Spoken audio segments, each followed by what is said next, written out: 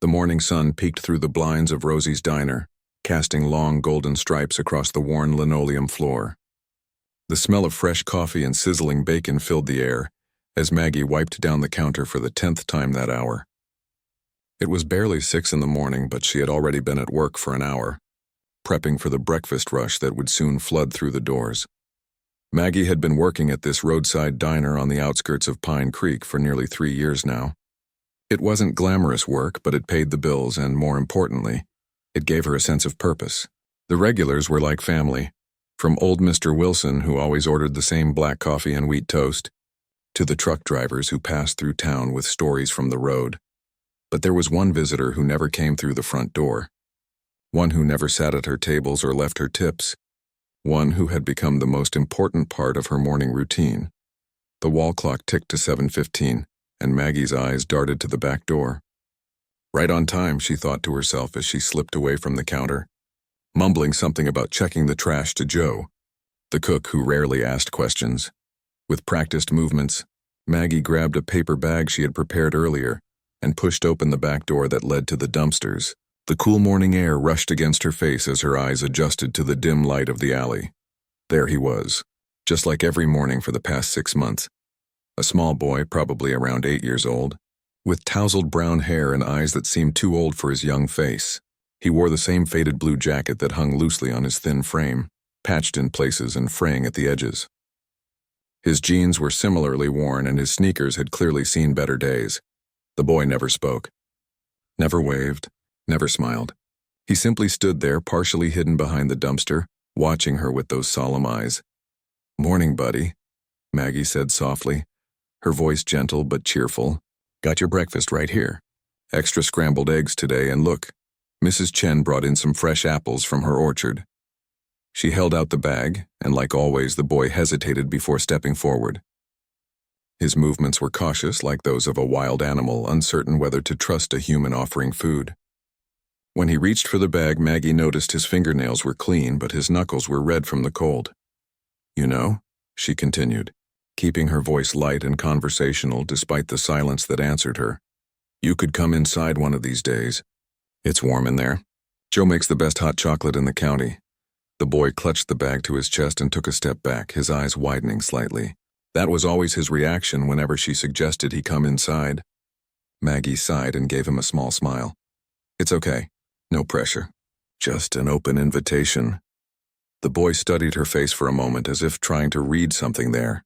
Then, with a quick nod, the closest thing to communication he ever offered, he turned and disappeared into the woods that bordered the back of the diner. Maggie stood there for a moment longer, watching the spot where he vanished. The trees swayed gently in the morning breeze, giving no indication that a child had just slipped between them like a ghost. She had tried to follow him once. About a month after he first appeared at the diner's back door, her shift had ended early, and curiosity had gotten the better of her. But the boy seemed to sense he was being followed and had vanished so completely that Maggie had found herself alone in the woods, feeling foolish and a little afraid. Back inside, the diner had filled with the usual morning crowd. Maggie tied her apron a little tighter and grabbed her notepad, pushing thoughts of the boy to the back of her mind as she greeted a table of construction workers with a practiced smile. "Extra bacon for you boys today? Coffee's fresh and hot." The day moved on as it always did, a rhythm of orders and refills, friendly chatter, and the occasional complaint about eggs being too runny or toast too dark. But through it all, Maggie found herself glancing at the back door, thinking of the boy in the woods. She had started keeping a notebook at home, jotting down her observations. 6 months of cryptic notes. Still no talking. Ate yesterday's muffin before leaving. Shivering. Need to bring gloves tomorrow. Scratch on left cheek. Healing poorly. Maggie had considered calling child services more than once. The right thing to do was obvious. A child alone in the woods, potentially homeless or neglected, should be reported. But something always stopped her. The fear in his eyes when she'd mentioned authorities once. The way he seemed to be hiding rather than lost. Besides, who would believe her? A boy who appeared like clockwork but vanished without a trace? A child who never spoke?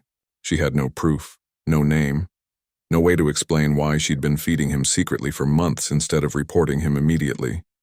So instead, Maggie kept an unofficial tab in a small notebook she hid in her locker. Each breakfast was carefully noted and paid for out of her own pocket. It wasn't much.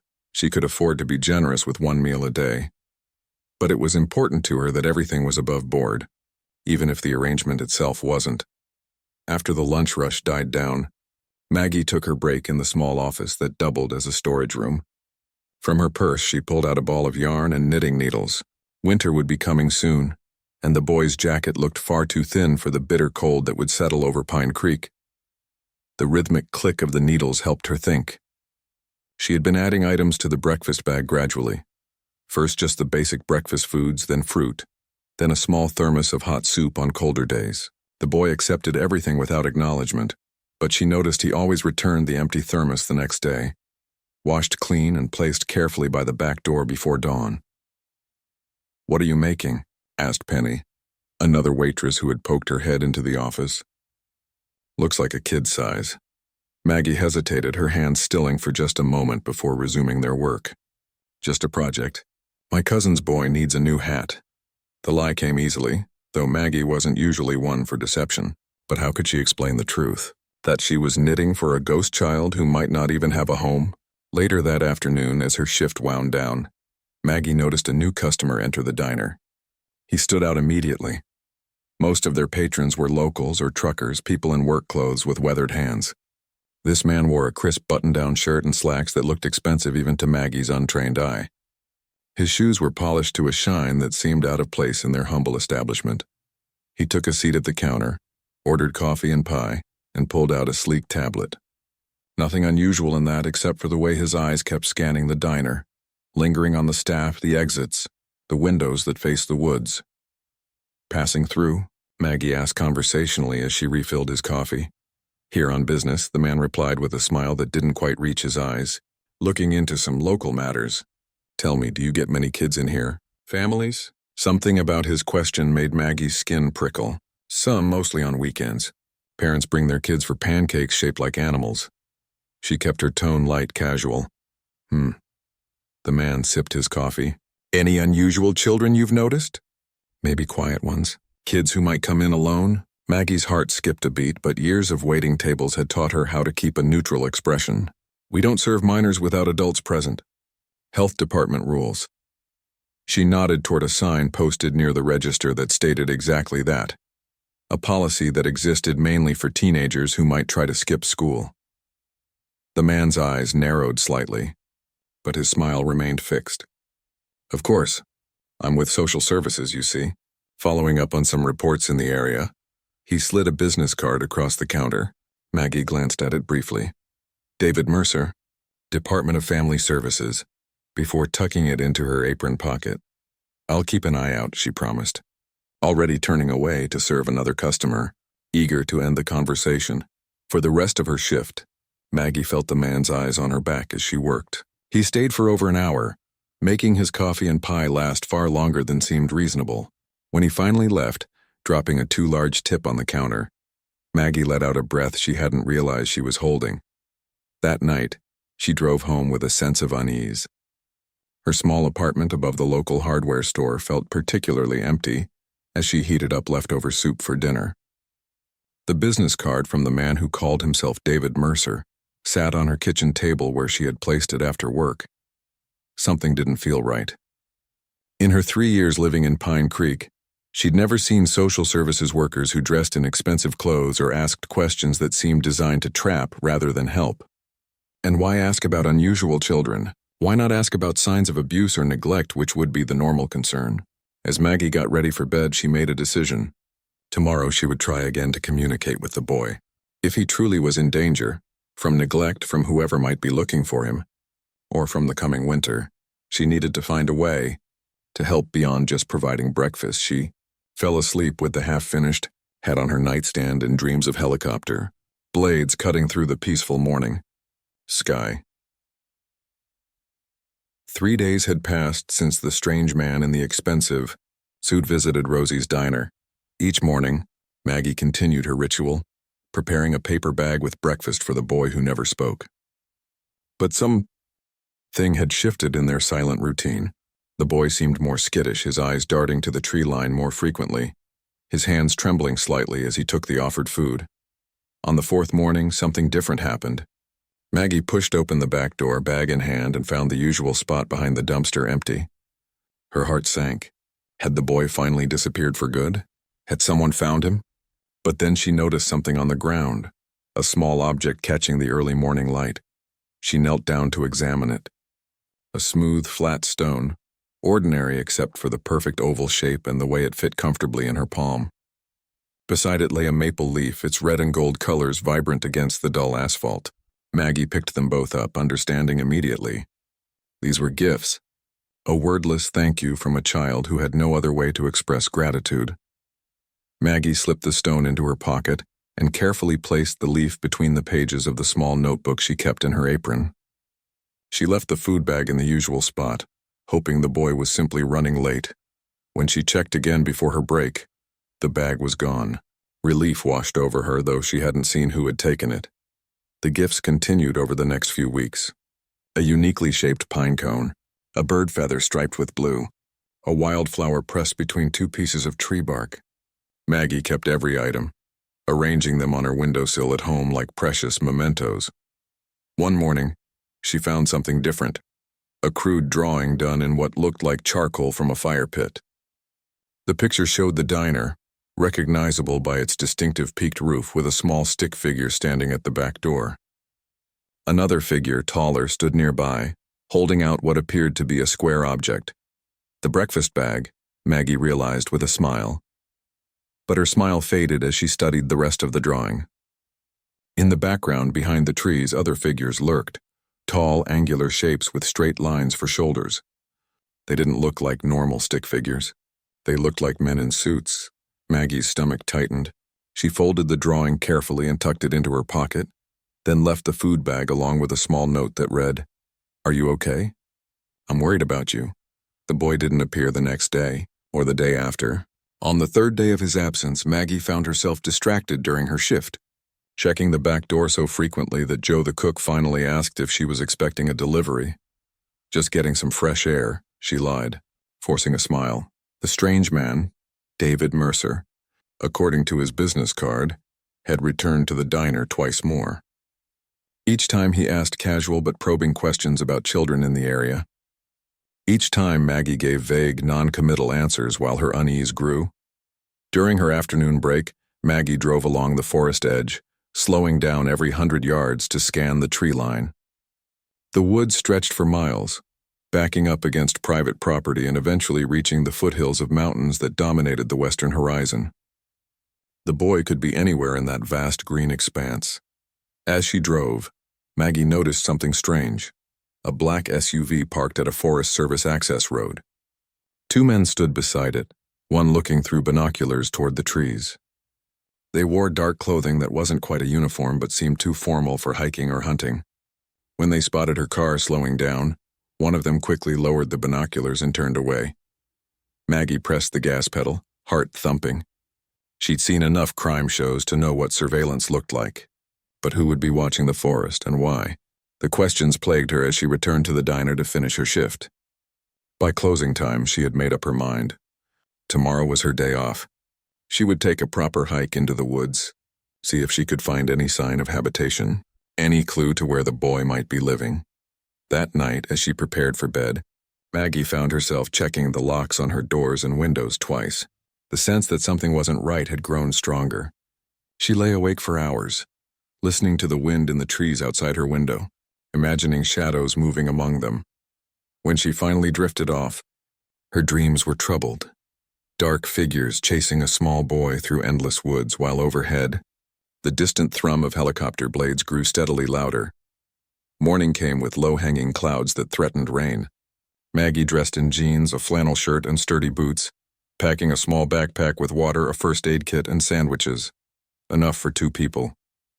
She wasn't sure what she hoped to find, but she needed to know the boy was safe. The forest was quiet as she entered it from behind the diner, following what looked like a faint trail worn into the undergrowth. Birds called overhead and occasionally a squirrel or chipmunk scurried across her path, but otherwise the woods felt empty. Too empty, perhaps. Maggie walked for almost an hour, marking her path with small cairns of stones so she could find her way back. The trail grew fainter, then disappeared altogether. She was about to turn around when something caught her eye. A flash of blue between the trees, the same shade of blue as the boy's jacket. "Hey," she called out softly, not wanting to frighten him. "It's me, from the diner. I brought food." No response came, but she could feel eyes watching her. Maggie took a sandwich from her backpack and held it out, then set it on a fallen log and stepped back, giving space. Minutes passed. Then slowly the boy emerged from behind a thick oak tree. He looked thinner than before, his face smudged with dirt. The blue she had spotted wasn't his jacket, but a tarp stretched between trees some distance behind him. A makeshift shelter, she realized. "You live out here?" Maggie asked, her voice gentle. "All alone?" The boy didn't respond verbally, but his eyes never left her face. He approached the sandwich cautiously, picked it up, and took a small bite. Only after swallowing did he give her the slightest nod, his first direct answer to any question she had asked. "Is someone looking for you?" Maggie pressed gently. "Someone you're afraid of?" The boy froze, sandwich halfway to his mouth. His eyes widened, and he looked over his shoulder back toward his hidden camp. "I've seen men in the woods," Maggie continued, "and a man asking questions at the diner. Are they looking for you?" Slowly the boy nodded again. Then, to Maggie's surprise, he reached into his pocket and pulled out a folded piece of paper. He held it out to her with a trembling hand. Maggie took it, carefully unfolding what turned out to be another drawing. This one showed more detail than the last. A small house or cabin deep in the woods, surrounded by those same angular figures. Above them hovered a crude but recognizable shape of a helicopter. "Is this your home?" Maggie asked, pointing to the cabin. The boy shook his head. Then he pointed to the angular figures, made a grabbing motion with his hands, and pointed to himself. "They're trying to take you?" Maggie guessed a nod. "Why? Who are they?"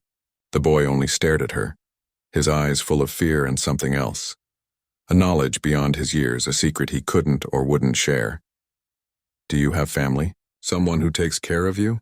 At this, the boy's expression crumpled. He looked down at the ground, and though he made no sound, his shoulders shook slightly. Maggie recognized grief when she saw it.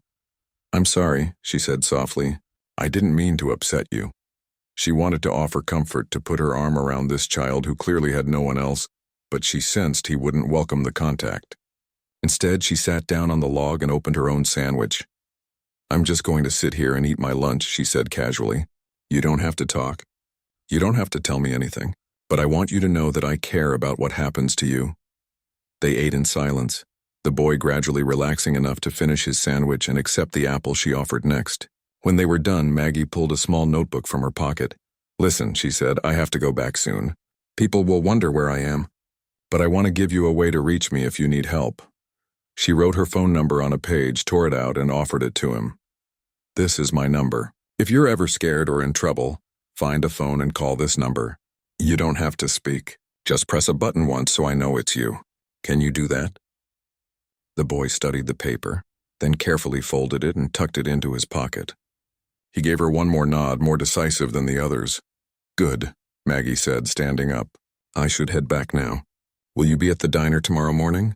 For breakfast?" The boy hesitated, then shrugged, a surprisingly normal, childlike gesture that made Maggie smile despite the situation. "I'll have food ready, just in case," she promised. As she turned to leave, the boy suddenly darted forward and pressed something into her hand. Another smooth stone, this one with a natural hole through the center. A token, a talisman, a thank you. Maggie closed her fingers around it and felt a lump form in her throat. "Stay safe," she whispered. The walk back to the trailhead seemed quicker, though dark clouds had gathered overhead and a light rain began to fall. By the time Maggie reached her car, her hair was damp and her mind was racing with questions. Who was this boy? Why was he living alone in the woods? And most importantly, who were the men looking for him? She needed answers, but she had no idea where to find them. The local police? They might just return the boy to whoever was searching for him. Social services? That man with the business card had claimed to be from family services. But everything about him felt wrong. As Maggie drove home through the rain, she spotted the black SUV again, this time parked near the town's small library. The same two men stood beside it talking to a third man, David Mercer, the so-called social worker who had been asking questions at the diner. Maggie drove past without slowing down, but her hands gripped the steering wheel so tightly her knuckles turned white. Whatever was happening in Pine Creek went beyond a homeless child in the woods. Something bigger was at play, something that involved men in expensive suits and unmarked vehicles. Back at her apartment, Maggie hung her wet clothes to dry and made herself a cup of hot tea. The stone the boy had given her sat on her kitchen table, its smooth surface gleaming in the lamplight. She picked it up, running her thumb over the hole in its center, and made a decision. Tomorrow she would bring something extra with the breakfast, a cheap prepaid phone she had bought months ago as a backup but never used. If the boy needed help, he would have a way to call her immediately. And if those men ever found him before she could help, at least he wouldn't be completely alone. Outside, the rain turned to a heavy downpour, drumming against her windows and drowning out all other sounds. Maggie sat at her kitchen table long into the night, the stone clutched in her hand, listening to the storm and wondering what secrets lay hidden in the woods behind Rosie's diner. Life settled into a new pattern over the next 2 weeks. Every morning, Maggie would leave the breakfast bag by the back door of the diner, and every morning it would be gone by the time she checked again. The boy never showed himself, but small tokens continued to appear. A twisted piece of tree root that looked like a dragon, a perfect 4-leaf clover pressed between 2 leaves, a tiny wooden whistle carved from a twig. The prepaid phone Maggie had left in the bag that first day was never returned, which she took as a good sign. At least now the boy had a way to reach her if he needed help. The men in the black SUV seemed to have moved on. Maggie hadn't spotted them in town for days, and the strange man who claimed to be from social services hadn't returned to the diner. Perhaps they had given up their search, whatever it was for, but Maggie couldn't shake the feeling that something wasn't right. The woods felt different when she drove past them on her way to work, quieter, more watchful. Twice she thought she saw flashes of light deep among the trees at night, but they were gone so quickly she wondered if she had imagined them. It was a stormy Tuesday in early spring when everything changed. The morning had started like any other. Maggie arrived early at the diner, prepared the breakfast bag, and left it by the back door. The usual crowd of truckers and locals filled the booths, and the air smelled of coffee and syrup.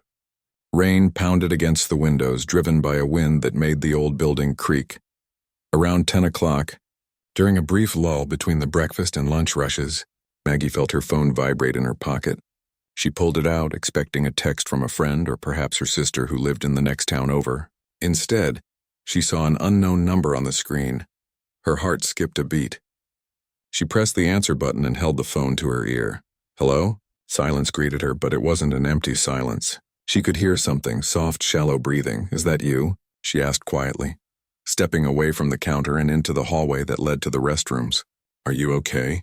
3 taps came through the phone, deliberate, evenly spaced. Yes. Are you safe? Maggie asked, her voice barely above a whisper. 2 taps this time. No. Maggie's throat tightened. Are you hurt? 1 tap, yes, badly. 2 taps, no. Are they close to you? The men looking for you? 1 tap, more urgent this time, listen to me, Maggie said, trying to keep her voice steady. I want to help you, but I need to know where you are. Are you in the woods? 1 tap, near your camp? The place with the blue tarp? 2 taps, somewhere else in the forest? 1 tap, Maggie thought quickly. The woods stretched for miles. She needed a way to find him. Can you see the diner from where you are? Or the main road? 2 taps. Okay. Do you know the big pine tree with the split trunk? The one near where we met before? A pause, then 1 hesitant tap. Are you near there? 1 tap, good, stay hidden.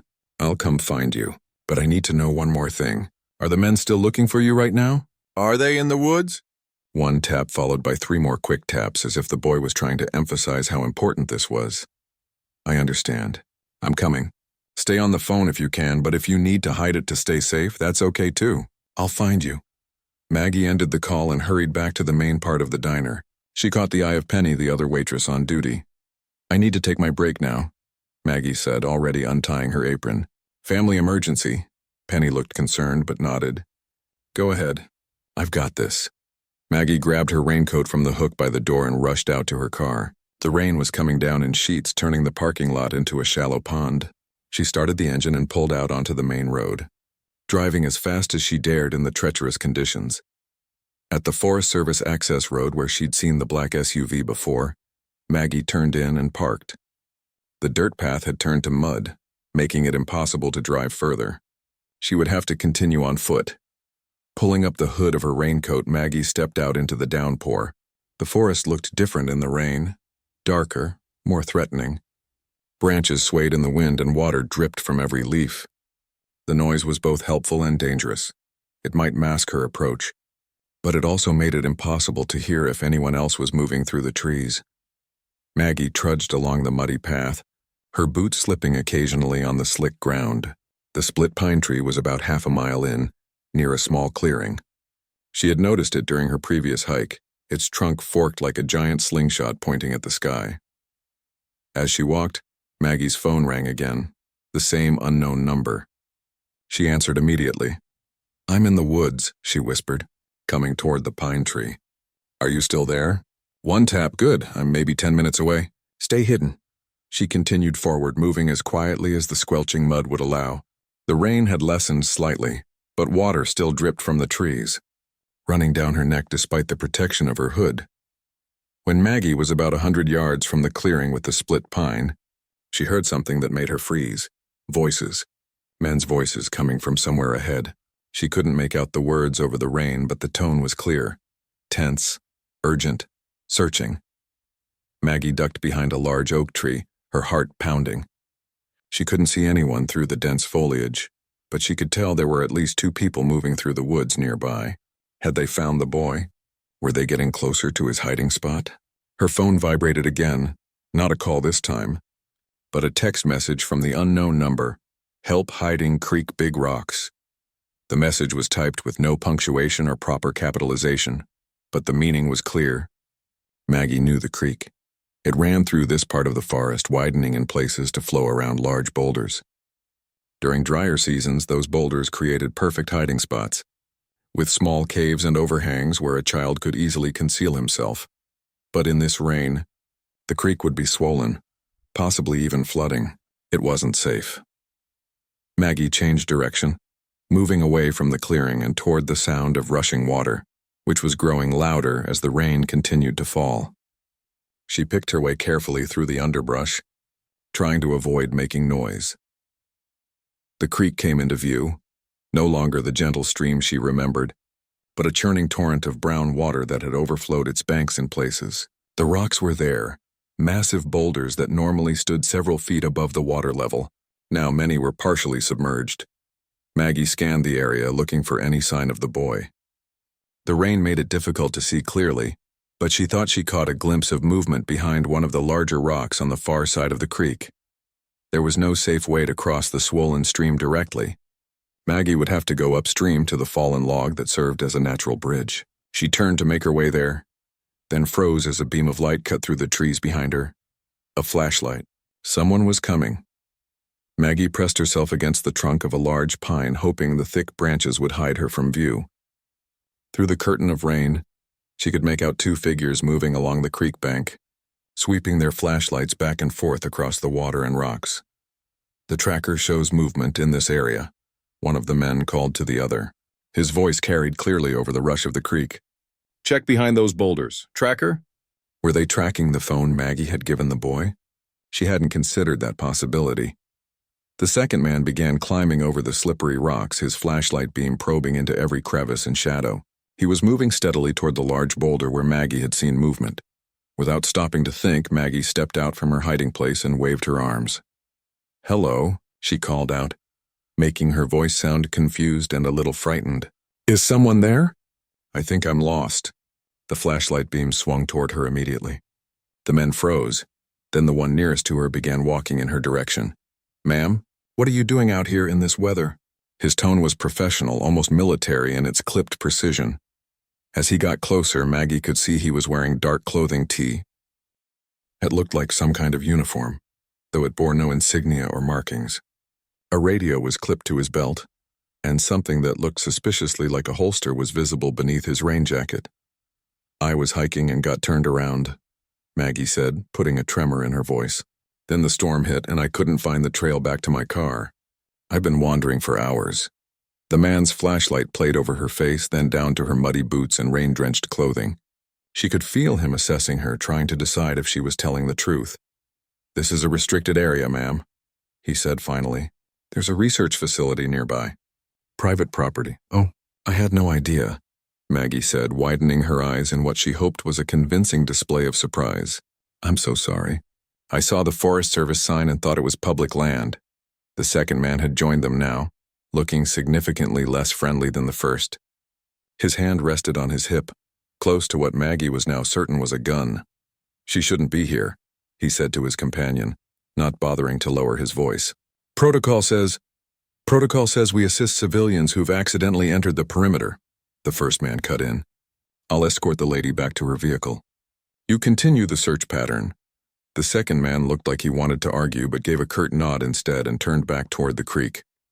"This way, ma'am," the first man said, gesturing with his flashlight toward the path Maggie had come from. "Stay close. It's easy to get lost in these woods, especially in weather like this." Maggie had no choice but to follow him. Every step away from the creek felt like a betrayal of the boy she had promised to help, but she couldn't risk arousing suspicion. As they walked, she tried to think of a way to circle back once she was alone again. "So what kind of research do you do at this facility?" she asked, trying to sound casually interested. "I didn't even know there was anything out here besides trees and wildlife." "Ecological studies," the man replied shortly. "Nothing interesting. Must be important work if you need security guards," Maggie pressed. The man gave her a sharp look. "We take trespassing seriously, ma'am. These woods can be dangerous." They walked in silence after that. When they reached the Forest Service road where Maggie had parked her car, the rain had finally stopped, though water still dripped from the surrounding trees. "Your vehicle?" the man asked, nodding toward Maggie's old sedan. "Yes, thank you for your help," she said, forcing a grateful smile. "Drive safely," he replied, "and in the future, stick to the marked public trails." Maggie nodded and got into her car, acutely aware of the man watching her. She started the engine and pulled out onto the main road, driving slowly until she was sure she was out of sight. Then she pulled over and grabbed her phone. No messages, no missed calls from the unknown number. Maggie's hands shook as she typed, "Are you safe? I'm sorry I couldn't reach you. The men made me leave." She waited, staring at the screen, willing a reply to appear. 1 minute passed, then 5, nothing. With a growing sense of dread, Maggie put the car in gear and drove back to town. She couldn't return to the woods now. Those men would be on alert, watching for her. But she couldn't abandon the boy either. There had to be another way to help him. Back at her apartment, Maggie changed out of her wet clothes and made a cup of hot tea to warm her hands. Her phone sat on the kitchen table, silent and accusatory. Had the men found the boy? Had they found the phone? Or was he simply unable to reply, still hiding somewhere in the rain-soaked forest? As evening fell, Maggie checked and rechecked her phone, but no message came. She paced her small living room, watching the sky darken outside her window. The storm had passed, leaving a clear night sky scattered with stars. Just as Maggie was preparing for bed, her phone finally buzzed. She lunged for it, nearly knocking over her bedside lamp in her haste. A single text message glowed on the screen. "Safe now, hiding, new place, see you morning." Relief washed over Maggie like a physical wave. She typed back immediately, "Yes, I'll be there with food. Same place, same time. Be careful." She slept fitfully that night, waking at every sound, imagining helicopters and men in dark uniforms surrounding her building. When dawn finally broke, Maggie was already dressed and ready for work, the breakfast bag packed with extra care, more food, a bottle of water, a small first aid kit, and a note. "I'm here to help. Whatever trouble you're in, you're not alone anymore." As she drove to the diner, Maggie watched the sky nervously. The storm had washed everything clean, leaving a brilliant blue expanse overhead. A perfect day for helicopters, she thought, then pushed the idea away. She was being paranoid. Surely things weren't that serious. But as Maggie rounded the final curve in the road that led to Rosie's diner, her heart nearly stopped. 3 black SUVs were parked in the lot, and men in dark uniforms stood in a loose circle talking intently. More men moved in and out of the tree line at the edge of the property. And in the field across from the diner, Maggie slammed on her brakes, pulling over to the shoulder of the road. In the field across from Rosie's diner, 3 sleek black helicopters sat on the wet grass, their rotors still, their presence alien and threatening in the peaceful countryside setting. She was too late. For several long minutes, Maggie sat frozen in her car, staring at the scene before her. The morning sun glinted off the black helicopters, making them look even more menacing against the backdrop of the rural landscape. Men in dark uniforms moved with practiced efficiency, some carrying equipment she couldn't identify, others speaking into radios clipped to their shoulders. This was no local police operation. This wasn't even state police. These people had resources, coordination, and a clear mission, and they were centered on Rosie's diner, her workplace, the place where she had first met the boy. Maggie's phone buzzed in her pocket. With trembling fingers, she pulled it out to find a new text from the unknown number. "They found my camp coming to diner." Help, her heart lurched. The boy was coming here, walking into what looked like a military operation. She had to stop him somehow, warn him away, but she had no way to reach him if he was already on his way. Taking a deep breath, Maggie put her car back in gear and pulled into the diner's parking lot. She would have to act normal, find a way to blend in and somehow help the boy without drawing attention to herself. As she parked between a black SUV and Joe the cook's battered pickup truck, Maggie noticed local police cars had also arrived, officers standing awkwardly to the side as if unsure of their role in whatever was happening.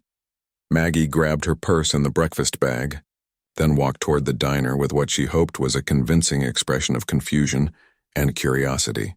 As she approached the entrance, a tall man in a suit stepped into her path. "Ma'am, I need to see some identification." Maggie fumbled in her purse for her wallet, the picture of a flustered waitress running late for her shift. "What's going on? Is everyone okay?" The man ignored her question, examining her driver's license with a critical eye. "You work here?" he asked, handing the license back. "Yes, morning shift," Maggie replied. "Is there some kind of problem? Can I go in?" The man consulted a tablet he was holding, then nodded. "You're cleared. Stay in the main dining area unless instructed otherwise." "Cleared?" Maggie thought as she pushed open the diner's door. They had a list of employees ready to go. This wasn't a spontaneous operation. They had been planning this. Inside, the diner was eerily quiet. A few regular customers sat at tables, looking uncomfortable and confused. Penny was behind the counter, her usual cheerful demeanor replaced by tight-lipped anxiety as she poured coffee with shaking hands. Joe peered out from the kitchen, his face a thundercloud of suppressed anger. And there, sitting at the counter, was the man who had introduced himself as David Mercer from Social Services. He wasn't alone this time. 3 other men in suits sat with him, all with the same alert, predatory posture. Maggie hung her coat on the rack by the door and tied on her apron, trying to look normal despite the hammering of her heart. She moved behind the counter and caught Penny's eye. "What's happening?" she whispered. Penny shook her head slightly. "They won't say exactly. Something about a fugitive in the area. They've been questioning everyone who comes in." Maggie nodded and grabbed a coffee pot, beginning her normal routine of refilling cups for the handful of customers. As she worked, she tried to catch snippets of conversation from the men at the counter. Perimeter, established at a 2-mile radius from drone. Surveillance of the eastern quadrant. Tracker signal. Lost near the creek, so they had been tracking the boy using the phone she gave him. Maggie felt sick with guilt. She had meant to help him, and instead had led these men right to him. She circled back to the counter, offering refills to Mercer and his companions. As she leaned forward to pour, she noticed what looked like a photograph on the tablet in front of one of the men. He quickly switched screens, but not before Maggie caught a glimpse of a thin, serious-faced man with a beard and glasses. Not the boy, but someone older, maybe his father. "Anything else I can get you, gentlemen?" Maggie asked, keeping her voice steady. Mercer looked up at her, his eyes cold despite his smile. "Actually, yes. You might be able to help us, Miss Reynolds." "Maggie Reynolds," she supplied, setting the coffee pot down. "How can I help?" "You work the morning shift regularly, correct?" "Yes, 6 days a week." "Have you noticed anyone unusual coming to the diner in the past few months? Perhaps a child, maybe with an adult who seemed out of place?" Maggie managed a thoughtful frown. "We get all types here, especially with the highway so close. Tourists, truckers, locals. But no children who stand out in my memory." Mercer's eyes never left her face. "What about the woods behind the diner? Ever notice anyone going in or out?" "Just the occasional hiker. There's a trail back there that connects to the state forest. One of the other men spoke up, his voice clipped and professional. Miss Reynolds, we have reason to believe a fugitive may be using this area as a hideout, possibly with a child. This is a matter of national security. National security? What could a mute boy possibly have to do with national security? I haven't seen anything like that, Maggie said firmly. But I'll certainly keep an eye out. Mercer nodded, but she could tell he wasn't satisfied with her answers. As she turned to serve other customers, she felt his eyes following her. The minutes ticked by with excruciating slowness. Maggie went through the motions of her job, taking orders, delivering food, refilling coffee, all while watching the door and windows for any sign of the boy. Please, she thought desperately, please stay away. Don't come here. Around 9 o'clock, a commotion outside drew everyone's attention. One of the helicopters had powered up, its rotors spinning with increasing speed. Through the window, Maggie could see men running toward the tree line, some carrying what looked like weapons. They've spotted something, one of the suited men at the counter said, standing up abruptly. Mercer nodded. Let's go. You, he pointed at a uniformed man by the door. Keep everyone inside. No one leaves. As Mercer and his companions hurried out, Maggie felt panic rising in her throat. Had they found the boy? Were they going to hurt him? She had to do something, but what? The uniformed man moved to block the door, his hand resting on what was definitely a gun at his hip. The few remaining customers looked frightened now, and Penny had disappeared into the kitchen with Joe. Maggie's mind raced. The back door? If she could slip out the back door, maybe she could reach the boy before they did. She moved behind the counter, pretending to organize supplies while edging toward the hallway that led to the storage room and back exit. Miss, the guard at the front door called, please remain in the main dining area. Maggie froze, then forced a smile. Just getting more napkins from storage. We're running low. The guard frowned but didn't stop her as she slipped into the hallway. Once out of sight, Maggie quickened her pace, passing the storage room and restrooms. At the end of the hall, the red exit sign glowed above the door that led to the dumpsters and the woods beyond. Just as her hand touched the push bar, she heard a soft tapping sound. Maggie paused, listening. The tapping came again, more insistent this time, from the door of the supply closet she had just passed. Heart in her throat, Maggie turned back and opened the closet door. Crouched among mops and cleaning supplies was the boy, his eyes wide with terror, his clothes soaked and muddy. He must have come in through the back door earlier and hidden when he saw the men outside. Oh my God, Maggie whispered, dropping to her knees beside him. Are you okay? Are you hurt? The boy shook his head, then pointed urgently toward the back door. I know, Maggie said. They're everywhere. We need to get you out of here, but I don't know how. For a moment she considered her options. The front of the diner was being watched. The back led straight into the woods where men were already searching. The only other exit was through the kitchen, but that would expose them to Joe and Penny. And while she trusted them under normal circumstances, she couldn't risk the boys' safety on their discretion. There was her car in the parking lot. If they could somehow reach it unseen, she could drive away with the boy hidden in the back seat. But how to get there? A sudden idea struck her. Wait here, she told the boy. I'm going to create a distraction. When you hear a commotion, run to the silver car parked between the black SUV and the blue pickup. The keys will be under the floor mat. Hide in the trunk until I come. The boy's eyes widened, but he nodded his understanding. Maggie closed the closet door and hurried back to the main dining area, her mind working furiously. She needed a distraction big enough to draw attention away from the back door, but not so alarming that it would bring all the agents running back inside. In the kitchen, Joe was stress cooking, angrily flipping pancakes that no one had ordered. Joe, Maggie said quickly, I need your help. Can you create a small grease fire? Nothing dangerous, just enough smoke to set off the alarm. Joe stared at her. Have you lost your mind? These government types are already on edge. A fire alarm could get someone shot. Please, Maggie begged. It's important. I can't explain why, but I need everyone distracted for just 2 minutes. Something in her face must have convinced him, because Joe's expression softened slightly. Give me 30 seconds, he said, turning back to his grill. Maggie hurried back to the counter where she could see through the windows that the activity outside had intensified. The helicopter was now hovering above the tree line, and more men had disappeared into the woods. They were searching in the wrong direction, For now. True to his word, within 30 seconds the smoke alarm began its shrill, pulsing wail. Smoke billowed from the kitchen as Joe yelled convincingly about a grease fire.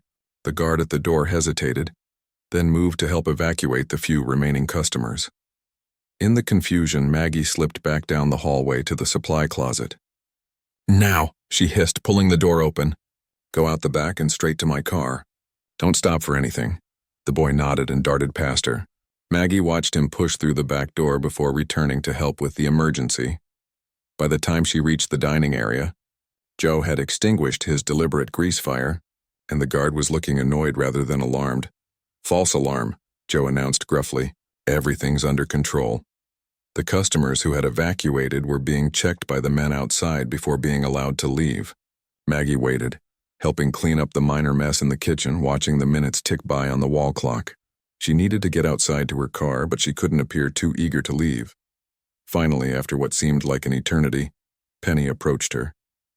"Hal says we should close for the day," she said, referring to the diner's owner who had apparently been contacted about the situation.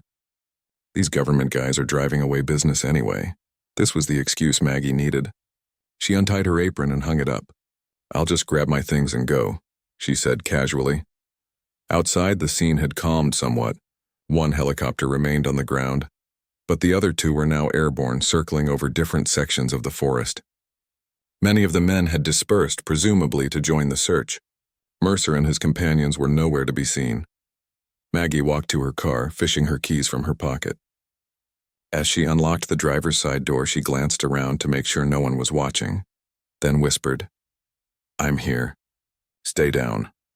A small movement from the back seat confirmed the boy had made it safely to the car. Maggie slid into the driver's seat and started the engine, her heart pounding so loudly she was sure everyone could hear it. A uniformed man approached her window. "Miss, we need to check all vehicles before they leave the perimeter." Maggie rolled down her window, forcing a confused smile. "Check for what exactly?" "Standard procedure, ma'am," the man said, not answering her question. "Please step out of the vehicle." There was no way to refuse without arousing suspicion. Maggie got out, watching in terror as the man opened her back door and leaned in to look around. The boy had wedged himself into the small space behind the driver's seat, covered by Maggie's spare coat. Would it be enough? The man straightened up, closing the back door. "Pop the trunk, please." Maggie pressed the button on her key fob, silently thanking whatever instinct had led her to tell the boy to hide in the back seat instead of the trunk, as she had initially planned. After a cursory inspection of the empty trunk, the man nodded. "You're clear to go, ma'am." Maggie got back in her car and drove away, maintaining a casual speed until she was well out of sight of the diner. Only then did she pull over and reach back to remove the coat covering the boy. "You can sit up now," she said softly. "Are you okay?" The boy emerged from his hiding place, his face pale but determined. He nodded, then reached into his pocket and pulled out what looked like a small metal object, a thumb drive on an unusual chain. "Is that what they're looking for?" Maggie asked, staring at the device. "What's on it?" The boy only clutched the drive tighter, his expression making it clear he either couldn't or wouldn't explain. Maggie sighed. "Okay, we need to get somewhere safe. My apartment isn't an option. It's the first place they'll look once they realize I've left with you." She considered her options. Her sister lived in the next town over, but involving family would put them at risk too. A hotel would require ID and might have security cameras. They needed somewhere truly off the grid. Then Maggie remembered, her friend Tom had a hunting cabin deep in the hills, about an hour's drive away. He only used it during deer season, which was months away. It was basic, no electricity or running water, but it had a wood stove for heat and cooking, and it was well hidden from the main roads. Tom had given her a key years ago when she had cons. "I dared using it for a weekend getaway. I know where we can go," she told the boy. "It's not comfortable, but it will be safe while we figure out what to do next." As Maggie pulled back onto the road, she glanced in her rearview mirror. In the distance, the black helicopters continued to circle above Rosie's diner and the surrounding woods, searching for a boy who was no longer there. The drive to Tom's cabin took longer than expected. Maggie avoided the main highways, sticking to back roads where they were less likely to be spotted. The boy sat quietly in the passenger seat, his eyes constantly scanning the sky through the windows. at a small grocery store in a town 20 miles from Pine Creek. Maggie stopped to buy supplies, non-perishable food, bottled water, a flashlight with extra batteries, matches, and a first aid kit. The boy remained in the car, hidden under her coat again, while she shopped quickly and nervously. By mid-afternoon, they reached the narrow dirt track that led to the hunting cabin. Maggie's sedan struggled over the rough terrain, branches scraping against the windows as the path grew more overgrown. Finally, they rounded a bend, and the cabin came into view. A small, weathered structure nestled among pine trees, its windows dark and shuttered. "This is it," Maggie said, parking close to the cabin. "No one will find us here." The boy got out of the car slowly, examining their surroundings with wary eyes before apparently deciding it was safe. He followed Maggie to the cabin door, staying close to her side. Inside, the cabin was dusty but intact. A single room with a small wood stove, a rough wooden table with 2 chairs, and a set of bunk beds built into one wall. A kerosene lamp sat on the table, and a few basic cooking utensils hung from nails on the wall. "It's not much," Maggie said, setting down her bags of supplies, "but we can stay here while we figure out what to do." The boy nodded, then moved to one of the shuttered windows, carefully peering out through a crack. "No one followed us," Maggie assured him. "We're safe for now, but for how long?" She wondered silently. The men at the diner had resources she couldn't even imagine. Helicopters, tracking technology, personnel. If they could somehow track the phone she had given the boy, what else could they track? How long before they expanded their search to include friends and properties connected to diner employees? And more importantly, why? What could this silent, frightened child possibly know or have that would warrant such an operation? Maggie busied herself cleaning the cabin and preparing a simple meal from the supplies she had bought. The boy watched her work for a while, then began helping in his quiet way, sweeping the floor with a broom he found in a corner, arranging their food supplies on a shelf, building a neat pile of kindling next to the wood stove. As evening approached, Maggie lit the kerosene lamp and the wood stove. The cabin grew warm and relatively cozy as darkness fell outside. She made sandwiches and opened a can of soup that she heated on top of the stove. They ate in companionable silence, the only sounds the crackling of the fire and the occasional hooting of an owl outside. After dinner, Maggie found an old deck of cards in a drawer and taught the boy how to play Go Fish, using gestures and written notes to communicate. When it was time for bed, Maggie gave the boy the bottom bunk and took the top one for herself. She lay awake for a long time, listening to the unfamiliar sounds of the forest and wondering what tomorrow would bring. Just as she was drifting off to sleep, her phone vibrated with an incoming text. Maggie grabbed it quickly, her heart racing. Who could be texting her out here? The message was from Penny. "Fed's looking for you. Asking questions. Said you're harboring a fugitive." Be careful, Maggie's blood ran cold. They knew. Somehow they had figured out she had helped the boy escape. Her mind raced with new fears. Would they track her phone? Should she turn it off? Throw it away? But then she would lose her only connection to the outside world, her only way to get help if they needed it. Below her, she could hear the boy's breathing, slow and even in sleep. Looking down, she could just make out his small form in the dim glow from the dying fire in the wood stove. Whatever trouble he was in, whatever secrets he carried, he was still just a child, alone and afraid until she had offered help. Maggie texted back, "Thanks for warning. I'm safe. Don't worry about me." Then she turned her phone off completely and removed the battery for good measure. Tomorrow, she would find a way to contact someone who could help them.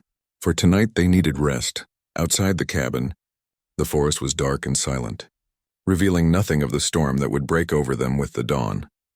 Maggie woke to the sound of birds and filtered sunlight streaming through the cracks in the cabin's wooden shutters. For a moment, she lay still, trying to remember where she was. Then it all came rushing back. The helicopters, the men in dark uniforms, the desperate escape from Rosie's diner. She sat up quickly, glancing down at the lower bunk. It was empty, the blanket neatly folded. Panic gripped her. Had the boy run away? Had he been taken while she slept? Maggie jumped down from the top bunk and rushed to the cabin door, throwing it open. Morning sunlight momentarily blinded her as she scanned the clearing around the cabin. There, kneeling by a small stream that ran about 50 yards from the cabin, was the boy. He was washing his face in the clear water, looking for all the world like any normal child enjoying a camping trip. Relief washed over Maggie, leaving her knees weak. She leaned against the doorframe, watching as the boy noticed her and stood up. He gave a small wave, the first truly childlike gesture she had seen from him, before walking back toward the cabin. "You scared me," Maggie said softly as he approached. "I thought you'd disappeared." The boy shook his head, then pointed to his stomach and pantomimed eating. "Breakfast." "Right." Maggie smiled. "Let's see what we can put together." They returned to the cabin together, and Maggie set about preparing a simple meal from their supplies. As they ate, she tried to figure out their next steps. They couldn't stay at the cabin indefinitely. Their food would run out, and eventually Tom might come to check on his property. But where could they go? Who could they trust? The boy seemed to sense her worry. After breakfast, he reached into his pocket and pulled out the thumb drive again, holding it out to Maggie with a solemn expression. "Is this what they want?" Maggie asked, taking the small metal device. "What's on it?" The boy mimed typing on a keyboard, then pointed to the thumb drive. "You want me to look at what's on it?" He nodded vigorously.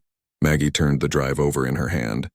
It was unlike any she had seen before, slightly larger than standard, with an unusual connector and a strange symbol etched into its metal casing. "I don't have a computer with me," she explained, returning the drive, "and I'm not sure my laptop at home would even read this. It looks different." The boy's face fell, and he returned the drive to his pocket. Then he picked up a piece of kindling and began scratching in the dirt floor of the cabin. Maggie watched as crude letters began to take shape. "Dia D, your dad?" Maggie asked gently. "Is he looking for you?" The boy shook his head, his eyes filling with tears. He scratched another word, Joanie. "I'm so sorry," Maggie whispered, understanding now the grief she had glimpsed in him before. "What about your mom?" Another shake of the head. The boy was alone in the world, or at least, he had been until Maggie started leaving food for him. After a moment, he began scratching in the dirt again, his movements more determined. "Dadscientist. Your dad was a scientist?" Maggie asked, pieces starting to fall into place. "And that drive, it has his research on it?" The boy nodded, then added another word. Dangerous. A chill ran down Maggie's spine. What kind of research could be so dangerous that men with helicopters and weapons would hunt down a child to recover it? "Who are they?" she asked. "The men looking for you." The boy shrugged, then scratched BADMEN. Not very helpful, but Maggie could hardly blame him for not knowing more. He was just a child caught up in something far bigger than himself. "We need help," Maggie said, thinking aloud. "Someone who can look at what's on that drive and tell us what to do with it. Someone the bad men don't know about." She considered her options. Friends, family, all would be put at risk if she involved them. The local police were clearly out. They had stood aside while the government agents took over. She needed someone with technical knowledge, someone discreet. Someone who wouldn't immediately turn them in. And then it hit her. Hal, the owner of Rosie's Diner. Hal was a retired something or other from the government. He never talked much about his past, but Maggie had gathered he'd done technical work of some kind. He lived alone in a house at the edge of town, kept to himself, and had a reputation for helping people without asking too many questions. More importantly, Hal wasn't at the diner yesterday. He rarely came in except to do the books on Sundays. The men searching for the boy wouldn't have connected Hal to Maggie yet. "I think I know someone who can help," she told the boy, "but we'll have to be careful about contacting him." Maggie's phone was still disassembled from the night before. She put the battery back in and powered it on just long enough to send a text to Penny. "Need to reach Hal. Important. Tell him to meet at his fishing spot. 2 p.m. Tell no one else." Then she removed the battery again and returned the phone to her pocket. Hal's fishing spot was a quiet bend in the river about 5 miles from town. Maggie had gone there with him once for a staff picnic 2 summers ago. It was secluded enough that they could meet without being seen, but public enough that Hal wouldn't feel he was walking into a trap. "We have a few hours before we need to leave," Maggie told the boy. "Let's clean up here and pack our supplies. We might not be coming back." They spent the morning tidying the cabin, erasing all signs of their presence. The boy seemed to understand the importance of leaving no trace and worked methodically alongside Maggie. By noon, they had packed the remaining food and supplies into bags and were ready to leave. The drive to Hal's fishing spot took longer than expected. Maggie avoided the main roads again, taking a circuitous route that added miles but reduced the chance of being spotted. The boy sat low in the passenger seat, occasionally peering out the window to check the sky for helicopters. Hal's fishing spot was a small clearing beside a lazy bend in the river, screened from the nearby dirt road by thick bushes. When they arrived, there was no sign of Hal's old truck. Maggie parked her car where it wouldn't be visible from the road, and they settled down to wait, both too tense to speak. At exactly 2 o'clock, they heard the rumble of an engine. Maggie tensed, peering through the bushes. Relief flooded through her as she recognized Hal's battered pickup truck pulling onto the grass. "Stay here," she told the boy. "Let me talk to him first." Maggie stepped out into the clearing as Hal cut his engine. The older man climbed stiffly from his truck, his weathered face set in a frown of concern. He wore his usual plaid shirt and jeans, a fishing hat pulled low over his eyes. "Maggie," he called, his voice gruff but friendly. "You've got everyone in town talking, you know. Government types asking questions. Penny acting mysterious with your message. What kind of trouble are you in, girl?" Maggie approached him cautiously. "It's complicated, Hal. I need your help, but before I explain, I need to know if I can trust you." Hal's bushy eyebrows rose. "You've worked for me for 3 years. Have I ever given you reason not to trust me?" "This is different," Maggie said. "This is serious. Government agents, helicopters, men with guns. I'm hiding someone they're looking for." Hal was silent for a long moment, studying her face. Then he sighed heavily. "I had a feeling something like this might happen when those helicopters showed up. The suits asking questions at the diner. They mentioned a boy. Said he was dangerous." Maggie's heart sank. "You've talked to them?" "They came to my house this morning," Hal confirmed. "Asked a lot of questions about you. Said you'd kidnapped a child from a secure facility." "And you believed them?" Maggie's voice rose in disbelief. Hal shook his head slowly. "I've been around long enough to know when government types are lying. And those men? They're not even real government. Private contractors, most likely. Special interests masquerading as official business. How could you tell?" A small smile lifted the corner of Hal's mouth. "Let's just say I've spent enough time in those circles to recognize the type. Now where's this boy they're so desperate to find?" Maggie hesitated, then called over her shoulder. "It's okay. You can come out." The boy emerged slowly from behind Maggie's car, his thin face wary as he approached. He stayed close to Maggie's side, half hidden behind her. Hal's expression softened as he looked at the child. "Well, you don't look very dangerous to me, son." His eyes lifted to meet Maggie's. "What's this all about?" Maggie explained everything, how she had been feeding the boy for months, the men who had started asking questions, the drawings, the phone calls, and finally, their escape from the diner the day before. As she spoke, Hal's face grew increasingly grim. "And he has some kind of thumb drive," Maggie finished.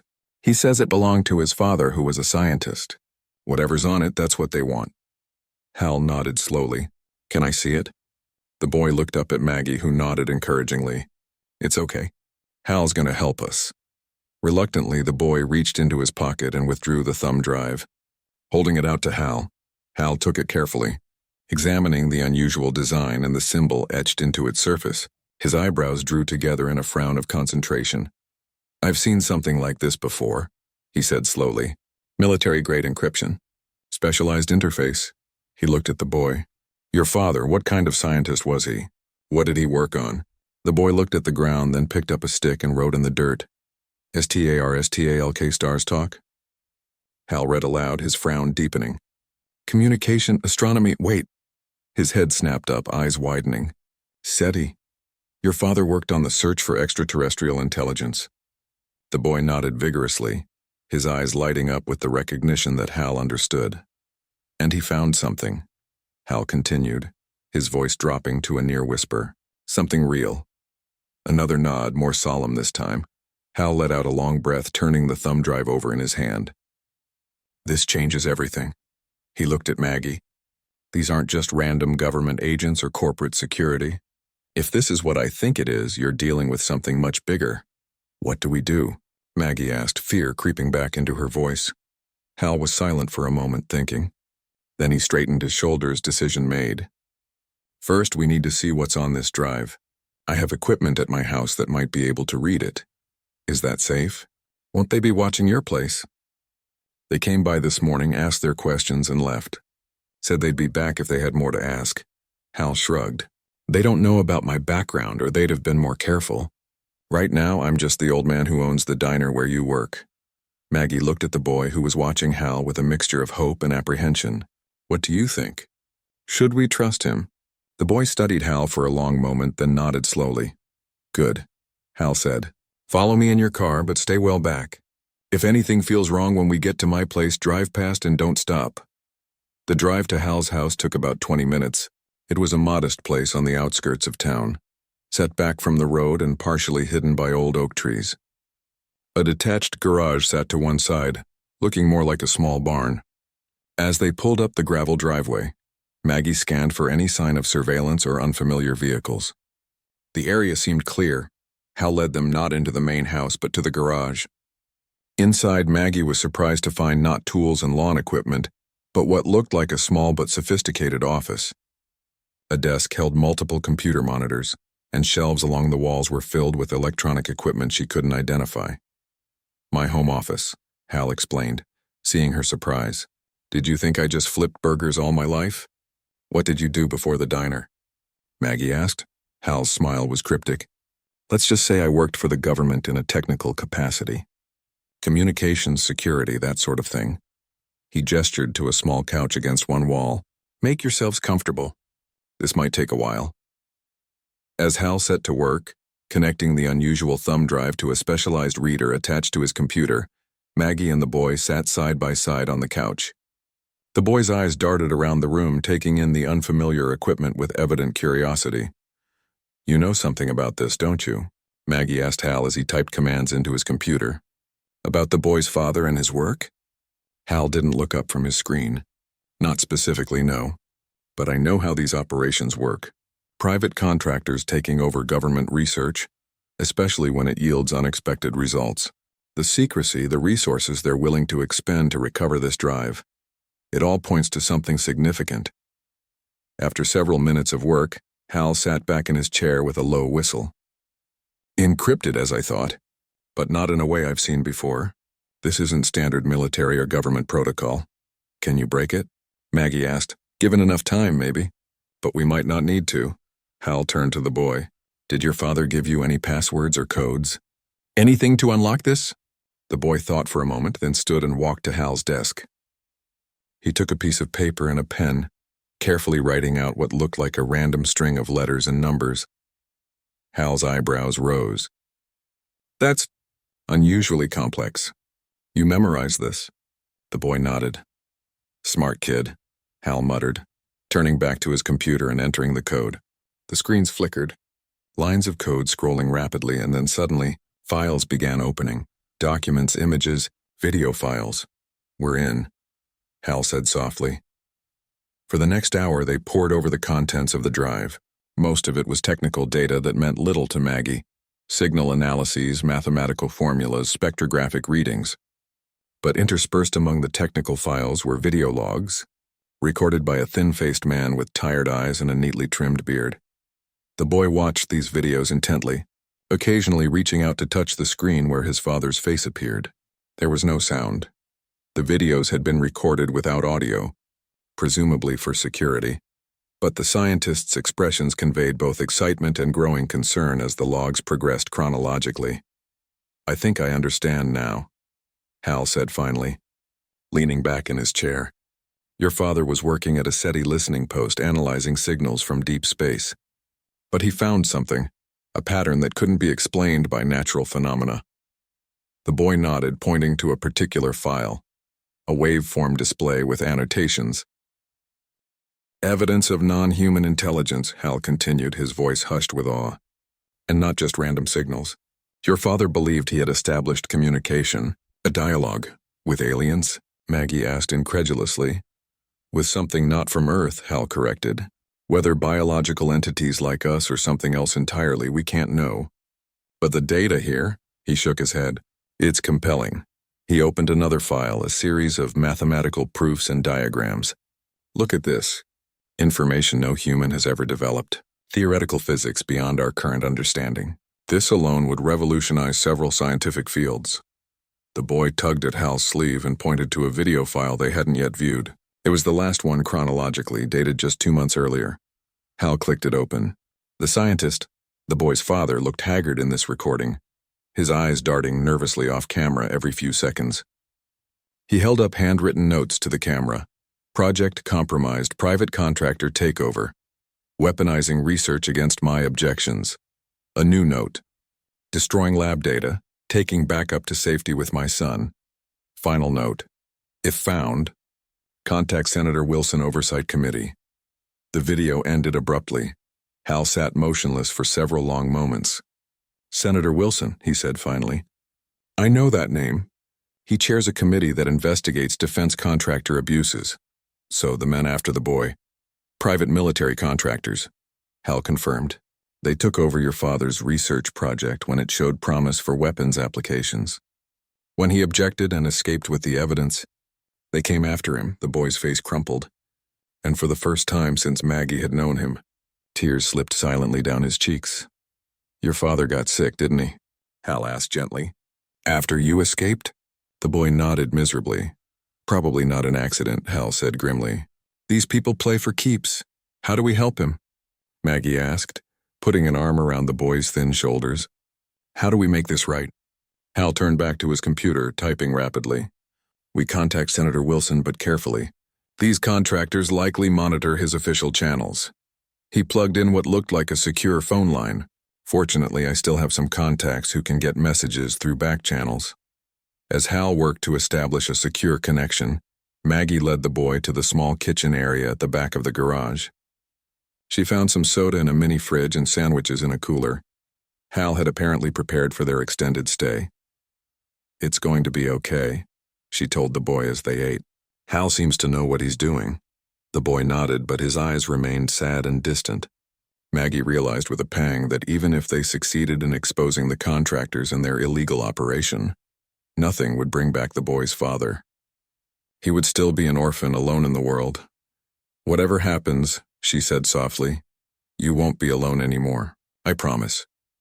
Evening was falling by the time Hal finally joined them, his face lined with exhaustion but his eyes bright with purpose. I've made contact, he announced. A member of Wilson's staff, someone I trust. They're arranging a secure meeting point. Tomorrow morning, federal agents, real ones, not contractors, will escort us to Washington to testify before the committee. That quickly? Maggie asked, surprised. The evidence on that drive is explosive, Hal explained. Not just the contact with non-Earth intelligence, but the illegal privatization of the research, the weaponization efforts, the pursuit of a child across state lines. Wilson's been building a case against these contractors for years. Your boy's evidence is the smoking gun he needs. The boy looked up at this, a spark of something like hope in his eyes. There's more, Hal continued. I did some digging while establishing the secure connection. The boy has an aunt, his father's sister. She's been searching for them since they disappeared from the research facility. She's a linguistic specialist who was consulted on the original project. She's alive? Maggie asked. She's looking for him? Hal nodded. Wilson's staff are contacting her now. If all goes well, she'll meet us in Washington. The boy's eyes widened and he scrambled for the notepad, writing quickly. Auntlynn. Yes, that's her name, Hal confirmed. Lynn Carpenter. For the first time, a genuine smile broke across the boy's face. A transformation so complete it brought tears to Maggie's eyes. They spent the night in Hal's garage, taking turns keeping watch. Hal had security systems that would alert them to any approach, but none of them felt safe enough to sleep deeply. The boy curled up on the small couch, finally resting properly, while Maggie and Hal talked in low voices at the computer desk. Why did you help us? Maggie asked at one point. You could have turned us in, avoided all this trouble. Hal's weathered face softened in the glow of the computer screens. I've spent most of my life working for the government, Maggie. Believed in serving my country. But I've seen what happens when power operates without oversight, when profit becomes more important than people. He glanced at the sleeping boy. Some lines shouldn't be crossed. Some fights are worth having. Morning came with the sound of vehicles approaching. Hal checked his security monitors, then nodded with satisfaction. They're here, right on time. Two unmarked black cars had pulled up in front of the house. Men in suits emerged, different from the contractors at the diner.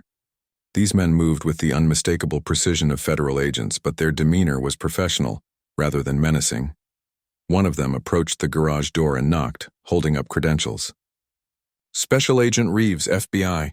We're here to escort you to Washington." The journey that followed was a blur of activity. The agents transferred them to the cars, driving with swift efficiency to a small regional airport where a private jet waited. Security was tight but unobtrusive. These men clearly knew what they were doing. On the flight, Maggie sat beside the boy, who alternated between nervous fidgeting and periods of exhausted sleep. Hal spent most of the time conferring with the agents, occasionally relaying information back to them. "The contractors have been contained," he reported at one point. "FBI raided their local operations center this morning. They're still searching for higher-ups, but the immediate threat is neutralized." By early afternoon, they were in Washington, being ushered into a secure government building. The hallways seemed endless, the security checkpoints numerous. Finally, they were shown into a comfortable waiting room where a woman stood as they entered. She was tall and slender, with the same serious eyes as the man in the videos. "Tommy?" she called softly, her voice breaking on the name. The boy froze, staring at her in disbelief. Then, with a silent cry, he launched himself across the room into her arms. "Tommy," she repeated, holding him tightly. "I've been looking everywhere for you and Robert." Her eyes met Maggie's over the boy's head. "Thank you," she mouthed silently. Tommy. The boy had a name. Somehow this simple revelation hit Maggie harder than anything else. He wasn't just the boy anymore. He was Tommy, a child with a name and a family and a future. Senator Wilson arrived shortly after, a distinguished man with silver hair and a commanding presence. He briefed them on what would happen next. A closed committee hearing. Protection for all of them until the investigation was complete. Arrangements for Tommy's care. "The information you've brought us is invaluable," he told them gravely, "not just for national security, but for the advancement of science. Tommy's father was a true pioneer, and his work will not be forgotten or misused." As the meeting concluded and they prepared for the formal hearing, Maggie found herself standing somewhat apart, watching as Tommy sat with his aunt, their heads bent together in quiet conversation. Hal approached following.